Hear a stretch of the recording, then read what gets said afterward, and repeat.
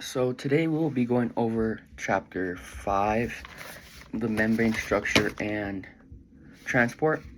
As the topics we will cover are the fluid mosaic model, the phospholipids, the membrane proteins, diffusion osmosis, tonicity, endocytosis, and exocytosis, including those cell junctions, and lastly the aquaporins. So beginning with the fluid mosaic model, which describes the structure of the cell membrane, as in the membrane isn't necessarily rigid as it's fluid, meaning these molecules move around the layers, like boats floating in a sea. And then it's also considered like a mosaic model because it's made up of different parts, mostly lipids and proteins, as we can see here, all arranged together, as in glycoprotein, integral, and a glycolipid, as we see over there, including a phospholipid, and consisting of a peripheral protein, as we can see that green model right there. As the framework is a double layer of phospholipids with proteins embedded throughout this flexible structure, as it allows the cell to be both stable and dynamic, in which controlling what goes in and out. Now moving on to those phospholipids. Each phospholipid essentially has two parts. Essentially, it has a hydrophobic head and a hydrophilic head, and a hydrophobic water-fearing tails. As we can see here, the phospholipids arrange themselves in a bilayer, as in the heads face outwards and the tail face inwards away from it, as this nature is what makes the membrane selectively permeable, as only substances can pass through freely, as we can see here. Moving on next is to the membrane proteins. There are a total of 6, as they each have their own specialized roles. Channel proteins are pores that allow specific molecules or atoms to pass through the membrane. Carrier proteins, they change the shape of the substances and assist movement of larger molecules. Receptor proteins, they receive signals outside and inside the cell. Cell recognition proteins, they're kind of like ID tags. They help cells identify each other. They distinguish among other cell types. Enzymatic proteins speed up chemical reactions that happen right at the membrane surface. And junction proteins help connect cells together, forming tissues and allowing communication. Together, all these proteins make up almost like a barrier in a way, as they're it's not really a barrier, but it's like a busy barrier surface, if that makes sense. Now moving on to diffusion and osmosis.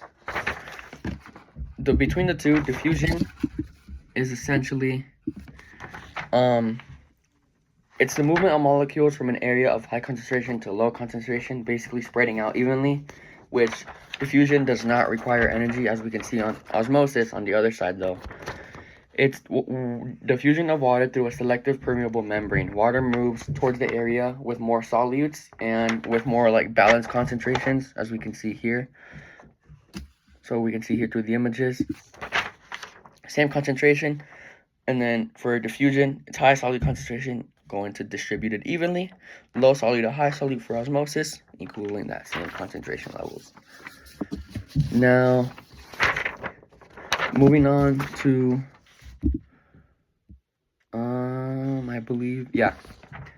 it is passive active transport, facilitated versus active transport. So not everything can just help diffuse across. Some molecules actually do need help, as facilitated diffusion uses a carrier of channel proteins to move molecules down their concentration gradient, which still no energy is needed.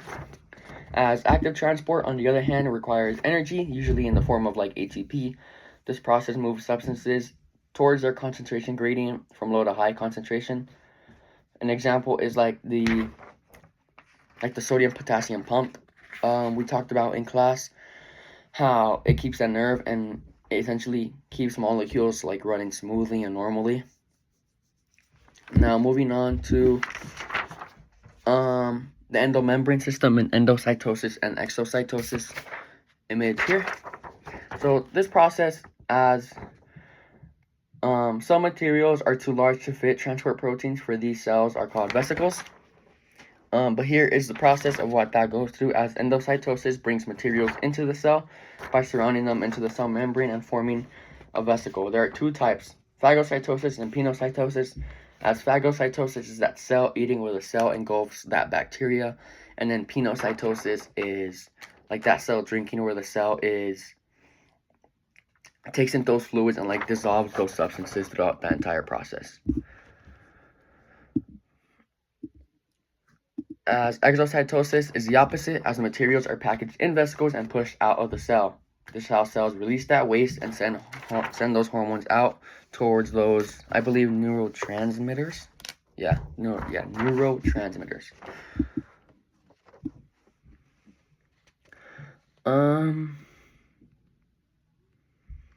Moving on. Sorry, cell junctions? Yeah, moving on to cell junctions. Cell junctions, there are three types: tight, gap, and adhesion junctions. Cells also connect to one another through the structures called cell junctions, which tight junctions are like leaf-proof cell seals between cells.